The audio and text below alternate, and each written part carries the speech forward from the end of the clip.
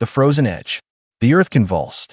Private First Class Danny Kowalski pressed his face into frozen Belgian mud as another 88mm shell shrieked overhead and detonated 30 yards behind the tree line.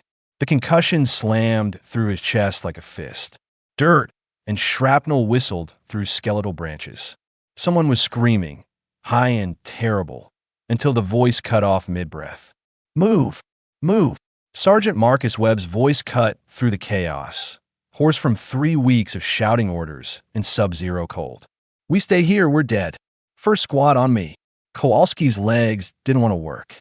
They hadn't wanted to work since Normandy, since the hedgerows, since watching Tommy Ricci catch a sniper round through the throat while sharing a cigarette. But legs didn't need to want anything. They just needed to obey.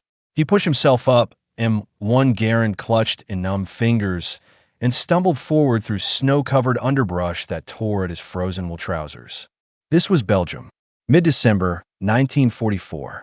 The Ardennes forest, where pine trees stood like prison bars and German artillery owned every road, every field, every frozen foxhole. The Battle of the Bulge, though nobody called it that yet. Right now, it was just survival, measured in heartbeats between shell bursts. Around Kowalski, the remnants of 1st Squad, 2nd Platoon, Company E-110th Infantry Regiment pushed through the winter hell. Corporal Jimmy Brooklyn Castellano hauled the squad's Browning automatic rifle through the snow, cursing steadily in a mixture of English and Italian that would have made his mother cross herself. Private Eugene Tibbs, baby-faced replacement from Nebraska who'd joined them 4 days ago, stumbled along with eyes too wide, too white against dirt-streaked skin. Staff Sergeant Webb moved like a man twice his 26 years, shoulders bent under invisible weight, but still moving, always moving. And then there was Doc Miller, technically Private First Class Raymond Miller, but nobody called him anything except Document. The medic's face had gone gray, the color of old newspaper, somewhere between Omaha Beach and here. He'd seen too much torn flesh, held too many hands as boys died calling for mothers who would receive telegrams 3 weeks later. The shelling stopped. That was worse. In the terrible silence that followed, Kowalski could hear his own breathing, ragged and too fast. Could hear Brooklyn muttering his rosary under his breath while checking the Bars magazine. Could hear Tibbs whimpering softly, trying to swallow it down, trying to be brave. "Listen up," Webb whispered, dropping to one knee behind a fallen log. The squad collapsed around him. 8 men who should have been 17. 8 exhausted, frozen, half-starved soldiers who'd been fighting since June. "Captain says the Krauts broke through at Malmedy. Whole SS Panzer Division, heading west. Our orders are to hold this crossroads." He jerked his thumb at the snow-covered intersection 50 yards ahead until 2nd Battalion can establish a defensive line. "Hold it with what?" Brooklyn demanded quietly. "Sarge, we got 8 rifles, 1 bar, maybe 200 round between us, and I ain't slept in 36 hours. "You'll sleep when you're dead, Castellano. That's what I'm afraid of." Webb's laugh was bitter, brittle. "Fair point. But those are the orders. We dig in at that crossroads. We hold until relieved or overrun. Questions?" Tibbs raised a shaking hand like he was still in school. "Sergeant, what if we can't hold?" The question hung in the frozen air. Webb looked at the kid. 19 years old, peach fuzz on his upper lip, still had all his fingers and toes, still believed in things like fairness and survival. The sergeant's jaw worked for a moment. "Then we make him pay for every inch," he said finally. "And we look after each other. That's all we can do. That's all we've ever done." They reached the crossroads as weak afternoon light filtered through smoke and clouds. 2 dirt roads intersected in a small clearing, surrounded by dense pine forest. A stone farmhouse stood on the northeast corner, roof collapsed, walls pockmarked with bullet holes. A barn behind it had burned to its foundation. Evidence of earlier fighting lay half-buried in snow. Spent shell casings, a shattered rifle stock, a German helmet with a neat hole through its crown. "Home sweet home," Brooklyn muttered, already looking for firing positions. "Just like the Bronx, except colder, and people actually try to kill you here." "People try to kill you in the Bronx too, Jimmy," Kowalski said, allowing himself a small smile despite everything. Humor was currency here. It bought you seconds of normalcy, moments where you weren't thinking about the next shell, the next bullet, the next friend you'd have to leave behind because there was no time to carry the dead. They dug in with entrenching tools, breaking through crusted snow to frozen earth beneath. Miserable work. The ground resisted every stroke, jarring already exhausted arms. But foxholes meant survival. A foxhole could stop shrapnel, could hide you from snipers, could be the difference between going home with stories and going home in a bag. Kowalski partnered with Tibbs, tried to teach the kid the 1,000 small lessons that kept you alive. Dig down 3 feet minimum. Face your hole toward likely approaches.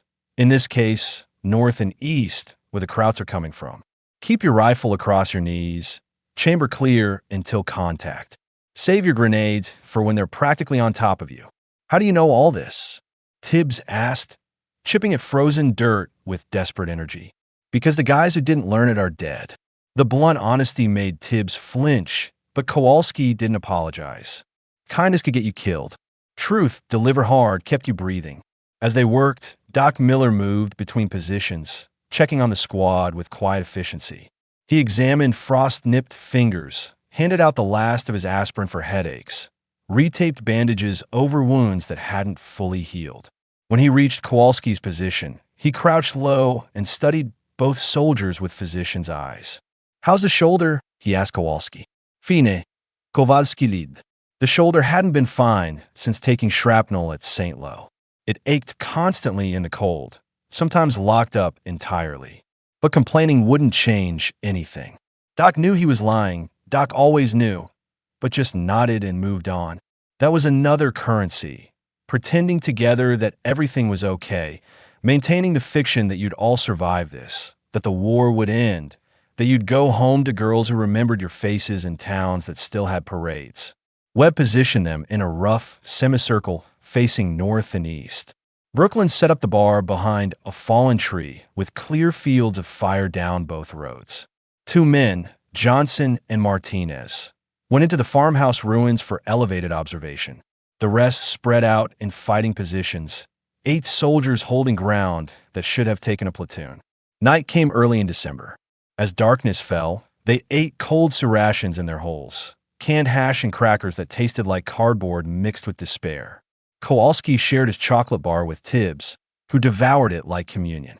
No fires, no smoking, sound carried in cold air, and German patrols on the night. "Tell me about home," Tibbs whispered as full darkness settled. Above them, stars emerged between clouds, cold, distant, indifferent to the war below. Kowalski didn't want to talk about home. Home was Chicago, Lake Michigan in summer, his sister Mary's laugh, his father's butcher shop on Milwaukee Avenue. Home was everything this frozen hell wasn't, and thinking about it made the cold worse, made the fear sharper, made you sloppy. But the kid needed something to hold on to. "I worked in my old man's shop," Kowalski said quietly. "Cutting meat, learning the trade. Was going to take over when he retired." He paused, remembering the smell of sawdust and blood, the rhythmic chunk of the cleaver. Sounds boring, right? But it was good work. Honest. Neighbors came in, we'd talk about the cubs, about the weather. Simple stuff. You miss it. Every goddamn day. You think. Tibbs hesitated. "You think we'll make a home?" The question every soldier asked, that none could answer. Kowalski had watched too many men die. Instantly from artillery. Slowly from gut wounds. Screaming from burns. To believe in guarantees. But he'd also learned that hope, even false hope, was ammunition. "Keep your head down, do what Webb says, and maybe," he said, "stick close to me tomorrow. I'll get you through." It was a promise he had no right to make. But in war, you made them anyway. They came at dawn. The attack began with artillery, a rolling barrage that transformed the world into noise and fire and flying earth. Kowalski buried himself in his foxhole as shells walked across the crossroads, feeling each impact through the ground itself. Beside him, Tibbs was praying, words tumbling over themselves, desperate bargains with a god who seemed to have stopped listening somewhere around Normandy. Then the shelling stopped, and worse sounds replaced it. Tank engines. The grinding rumble of approaching armor, growing louder. Through the smoke and morning mist, shapes materialized.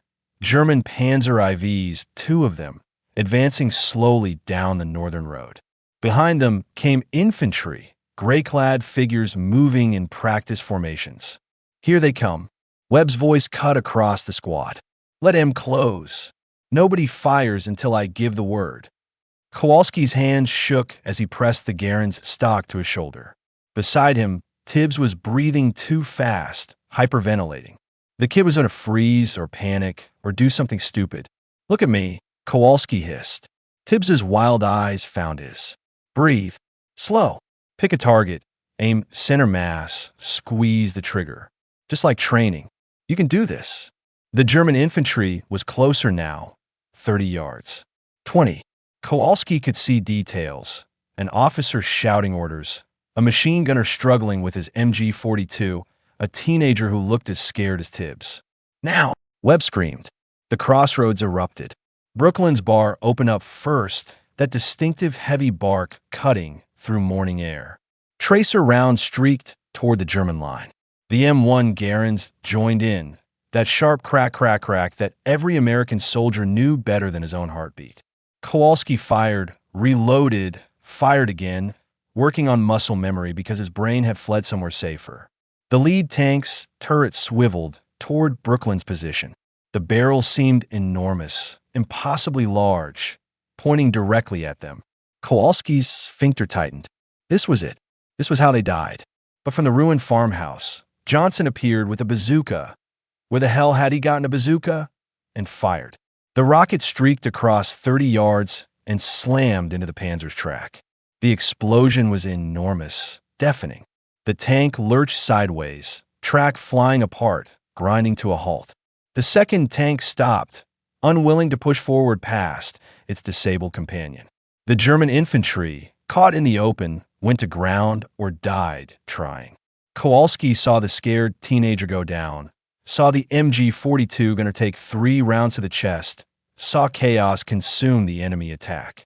But they were professionals, SS troops, experienced, trained. They didn't break. They found cover, established firing positions, began returning measured fire.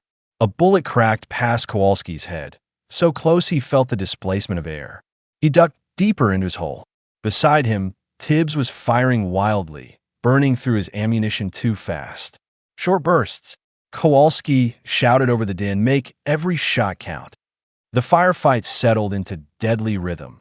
Bursts of shooting, brief pauses, then shooting again. Minutes stretched like hours. Kowalski's world narrowed to immediate concerns. Target, fire, duck, reload. The M1's distinctive ping as the in-block clip ejected. Fumbling with numb fingers for another clip. Target, fire, duck, reload. Martinez went down, shot through the leg. His scream carried across the crossroads. Doc Miller was up and moving before Kowalski could blink, sprinting through incoming fire with medical bag bouncing against his hip. The medic reached Martinez, dragged him toward cover while bullets kicked up snow around them. Doc never hesitated, never stopped, just moved with the calm competence of a man who'd done this too many times. The Germans brought up a second machine gun, that terrible MG-42 that fired so fast it sounded like ripping cloth. The weapon found Brooklyn's position, chewing through wood and bark, forcing the corporal to abandon the bar and dive for different cover. "We can't hold," Tibbs screamed in Kowalski's ear. "There's too many. We gotta pull back." He wasn't wrong. The Germans were pushing forward on both flanks now, threatening to envelop the tiny American position. They had numbers, armor, support.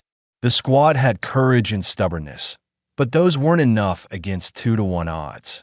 Webb must have reached the same conclusion. "Fighting withdrawal," he bellowed. "By teams. First team, covering fire. Second team, fall back to the farmhouse." Combat devolved into organized chaos. Half the squad fired, while the other half scrambled backward through snow. Then they switched. Brooklyn grabbed the bar, spraying suppressive fire while Kowalski hauled Tibbs to his feet and shoved him toward the farmhouse. Bullets whined and cracked. Someone was hit, Johnson maybe, or Williams, and went down hard. Doc Miller appeared like a ghost, dragging the wounded man by his web gear. Kowalski grabbed the man's other arm, and together they hauled him through the farmhouse doorway as German rounds punched holes in the stone walls. Inside, the squad regrouped. 5 men, still combat effective. 2 wounded.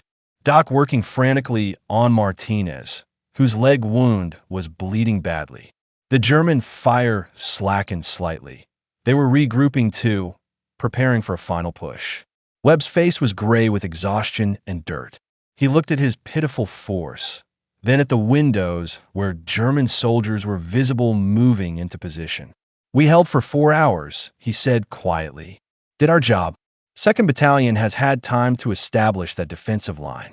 Now we just got to figure out how to survive the next 10 minutes. I got maybe 30 rounds left," Brooklyn reported. 20, Kowalski said. Around the room, similar numbers. They burned through their ammunition holding the crossroads. Now, they had barely enough for one more good fight. Tibbs was crying, tears cutting tracks through the dirt on his face. "I don't want to die here. I don't want to die." Kowalski grabbed the kid's shoulder, squeezed hard. "Look around. You see these men? This is your family now. We look after family. You hear me? We don't leave each other behind." The German tank engine revved. Through a window gap, Kowalski watched the disabled Panzer's companion grinding forward, its main gun traversing toward the farmhouse. One high-explosive round through those stone walls, and everyone inside would die, killed by concussion and shrapnel and collapsing masonry. Webb saw it too, his jaw set in that way Kowalski had learned to recognize. The sergeant was about to do something brave and stupid. "Brooklyn, give me the bar," Webb said quietly. "Sarge, give me the goddamn bar." Brooklyn handed it over. Webb checked the magazine. One full 20-round mag, maybe 10 rounds in the weapon. 30 rounds total. He looked at Doc Miller. "You get these men out. South Road, 200 yards, there's a gully. Get them there, flag down any American unit you find." "Marcus," Doc started. "That's an order, Ray." Webb smiled then, something sad and final. "Been a hell of a ride, huh?" Before anyone could stop him, Sergeant Marcus Webb stepped through the farmhouse doorway into the killing ground beyond. What happened next would be argued about in bars and VFW halls for decades. Some would call it suicide. Others would call it the bravest thing they'd ever seen. Kowalski, watching through a window gap, called it both. Webb sprinted toward the approaching tank, bar firing in sustained bursts. He wasn't trying to damage the armor, couldn't, not with .30 caliber rounds. He was drawing their attention, keeping that main gun focused on him instead of the farmhouse. German infantry rose to cut him down. Webb fired, reloaded while running, fired again. Men fell. The tank's machine gun opened up, kicking snow and dirt around the sergeant's feet. Webb zigged left, then right, still firing. He reached a crater, dove in, came up shooting. The bar clicked empty. He dropped it, pulled his pistol, kept firing. Then the tank's main gun spoke. The shell hit 6 feet from Webb's position. The explosion was catastrophic, absolute. When the smoke cleared, the crater was gone. The ground churned to mud, and Sergeant Marcus Webb had vanished as if he'd never existed. But his sacrifice had bought seconds. Precious seconds. "Move!" Doc Miller was screaming, shoving men toward the back door. "Move, move, move." They ran. Kowalski grabbed Tibbs with one hand, his rifle with the other, and plunged into winter forest. Behind them, the farmhouse exploded as the tank's second round found its target. Stone and timber cascaded down, but they were clear, stumbling through snow and underbrush. 8 men who'd been 17, now 7 men who'd been 8. They found the gully, found American units, elements of the 101st Airborne, dug in and ready. Found relative safety, though nowhere was truly safe in the bulge. That night, huddled in a new foxhole under new stars, Kowalski tried to process what had happened. Webb was gone. Martinez would probably lose the leg. They'd held a crossroads for 4 hours against overwhelming odds, then retreated. Was it victory? Defeat? Both? Neither? Beside him, Tibbs was quiet, staring at nothing. The kid had aged years in a single day. That was war. It took your youth, your innocence, your certainty that the universe made sense, and left you with memories you couldn't escape and questions you couldn't answer. "Thank you," Tibbs said finally, "for keeping me alive." "Don't thank me yet," Kowalski replied. "War's not over. We got a long way to go." But he reached over and gripped the kid's shoulder, and Tibbs gripped back, and in that moment they were brothers, bound by fire and fear and the terrible knowledge that they'd do this again tomorrow and the day after until the war ended or they did. The Battle of the Bulge raged for another month. First Squad fought at Bastogne, at St. Vith, in nameless towns and frozen forests. Some lived, some didn't. Kowalski made it to Germany, made it to the Elbe River, made it to V-Day. Tibbs, too, though he never quite lost the haunted look that entered his eyes that December morning. Brooklyn caught a sniper around near Cologne. Quick death, the kind you hope for if death was coming. Doc Miller made it home, but never really left the war. He'd wake screaming about men he couldn't save, wounds he couldn't close, until his wife learned to shake him gently and whisper that it was over. He was home.